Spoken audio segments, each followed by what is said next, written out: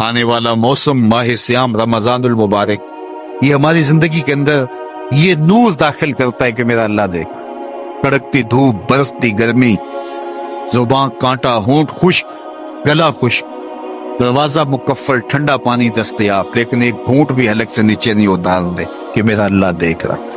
وضو کرتے بھی احتیاط کرتے ہیں کہ میرا اللہ مجھے دیکھ رہا ہے، کرتے ہیں کہ نہیں کرتے؟ یہ نور ملتا ہے کہ نہیں ملتا؟ اس کو پھر جذب کر لینا چاہیے تاکہ یہ زندگی میں چھا جائے، کیونکہ جو رمضان میں دیکھتا ہے وہ غیر رمضان میں بھی دیکھتا۔ اور پھر پانی نہیں پیتے کہ اللہ دیکھ رہا ہے، کھانا نہیں کھاتے اللہ دیکھ رہا ہے، لیکن جب آنکھ بھٹکتی ہے تو اس وقت اللہ نہیں دیکھتا، جب خیال بہکتا ہے تو اس وقت اللہ نہیں دیکھتا، رشوت میز کے اوپر سے لے رہے ہوں یا نیچے سے لے رہے ہوں تب نہیں اللہ دیکھ رہا ہوتا، اللہ صرف کھانے اور پینے کو دیکھ رہا ہوتا ہے۔ یہ جو ایک نور آیا ہے اس کو جذب کر لے، پوری زندگی میں پھیلا لے۔ تو اسی لیے رمضان تقوی بانٹتا ہے، روزہ تقوی بانٹتا ہے، زندگی میں نور اور روشنیاں بھر دیتا ہے۔ اقبال نے کہا تھا حب دولت تلف می سازت زکات، زکات حب دولت کو زائل کرتی ہے، جب اللہ کی راہ میں لٹاؤ گے تو اس سے کم بھی نہیں ہوگا۔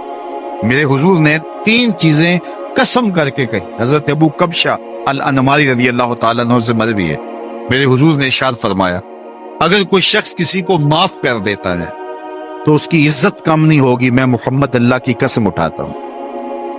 دوسری بات میرے حضور نے فرمائی کہ جو شخص مانگنے لگ جاتا ہے، سوال کا دروازہ کھول لیتا ہے، اللہ اس کے لیے محتاجی کا دروازہ کھول دیتا ہے، اس کی کبھی کمی پوری نہیں ہوتی۔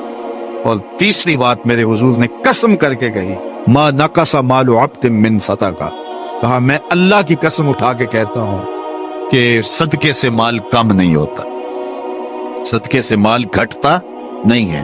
تو ایک تو مال بھی نہیں گھٹے گا، یہ ضمانت کس کی ہے؟ میری نہیں ہے، یہ رسول اللہ کی ضمانت ہے۔ ایک تو مال بھی کم نہیں ہوگا، اور دوسرا یہ ہے کہ حب دولت ختم ہوگا، حب دولت تلف۔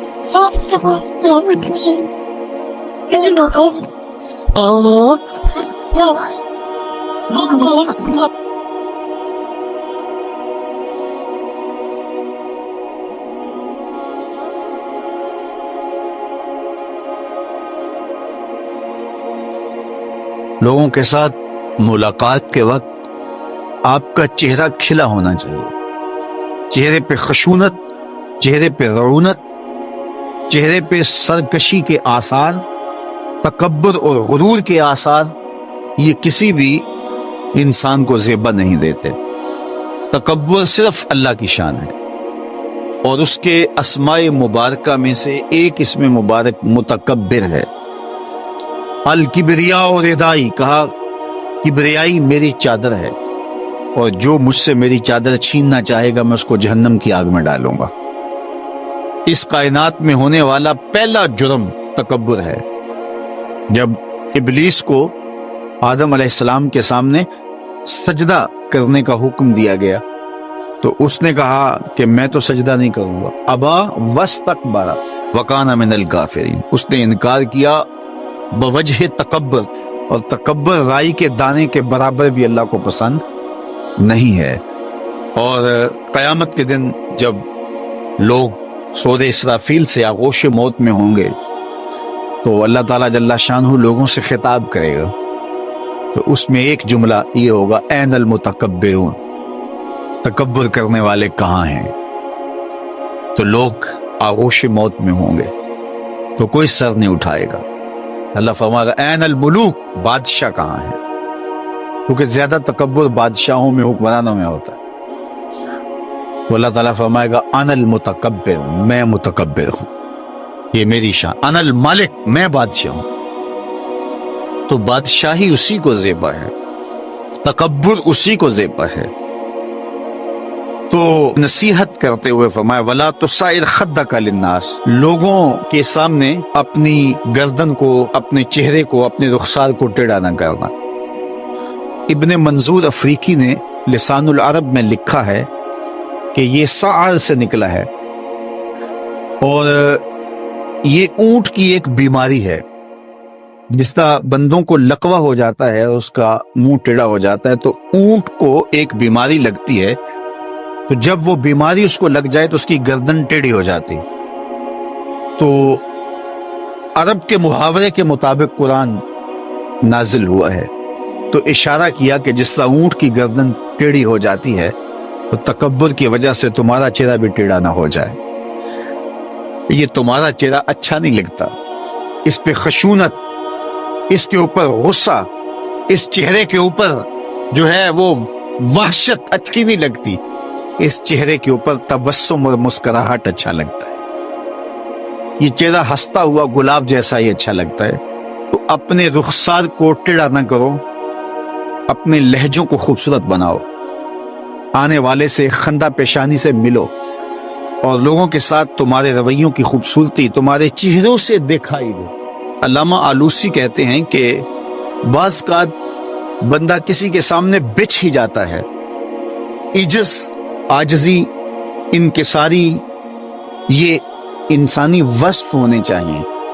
لیکن کسی کے لیے اس طرح انسان بس جھکتا ہی جائے کہ اس کی عزت نفس بھی باقی نہ رہے اور وہ احساس کمتری میں مبتلا ہو جائے، تو یہ بھی انسان کے لائق نہیں ہے. تو رخسار کو ٹیڑھا کرنے کا جو ہے وہ مفہوم یہ ہے کہ آپ عجز اختیار کریں، لیکن اس عجز کا یہ مفہوم نہ ہو کہ آپ کی عزت نفس مجروح ہو جائے. حکام کے سامنے، شہنشاہوں کے سامنے، بادشاہوں کے سامنے کچھ لوگوں کے رویے اس قدر ہوتے ہیں کہ ان کی غلامانہ ذہنیت ان کے عمل سے، ان کے رویوں سے اور ان کے انداز ملاقات سے ٹپکتی ہے. تو جب آپ کسی سے عجز کے ساتھ، محبت کے ساتھ پیش آتے ہیں تو وہ اپنی جگہ، لیکن اس کے اندر تجاوز ایسا نہ ہو کہ آپ کا رخسار ٹیڑھا ہو جائے. مطلب کیا ہے کہ آپ حد سے نیچے گر جائیں اور اپنی خودی کو بھی بیچ ڈالیں. تو اس سے بھی منع کیا گیا ہے. تو ان دونوں کے درمیان بیلنس رکھیں، تکبر میں بھی مبتلا نہ ہونے پائیں اور احساس کمتری میں اور ایسا عجز جو آپ کی خودداری کو بہا کے لے جائے اس میں بھی مبتلا نہ ہونے پائیں. وقار کے ساتھ، ادب کے ساتھ، محبت کے ساتھ لوگوں کے ساتھ پیش آئیں.